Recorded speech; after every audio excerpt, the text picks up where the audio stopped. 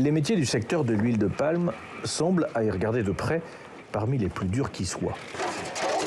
À Okomu, ces ouvriers travaillent en pleine chaleur devant le four, ou les muscles toujours bandés pour porter les bidons ou écraser les coques de noix pour recueillir l'huile. La production augmente ici depuis quelques années, comme le nombre d'ouvriers.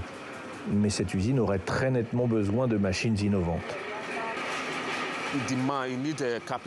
Nous avons besoin de capital, mais nous avons surtout besoin que le gouvernement nous vienne en aide pour que nous puissions employer plus d'ouvriers. Même si nous avons rempli des formulaires, les prêts dont parlent les autorités ne nous sont jamais parvenus. Cela n'arrive pas aux vrais agriculteurs locaux. C'est le problème auquel nous sommes confrontés.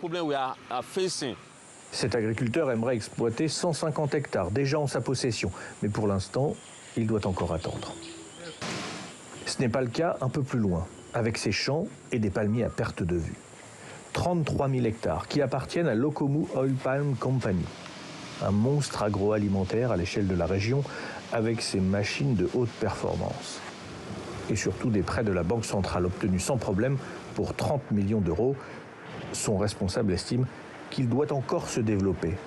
70% de l'huile de palme provient des petits exploitants et le reste, 30% de chez nous. Mais nous avons toujours un déficit de production dans le pays. C'est grossièrement entre 800 000 et 1,5 tonne par an. Il y a donc une grande place à l'augmentation et l'amélioration. Ici, peu importe la déforestation et les critiques environnementales sur la production d'huile de palme, elle fait partie du quotidien des Nigérians. Le gouvernement veut créer des richesses pour employer et nourrir ses 200 millions de concitoyens.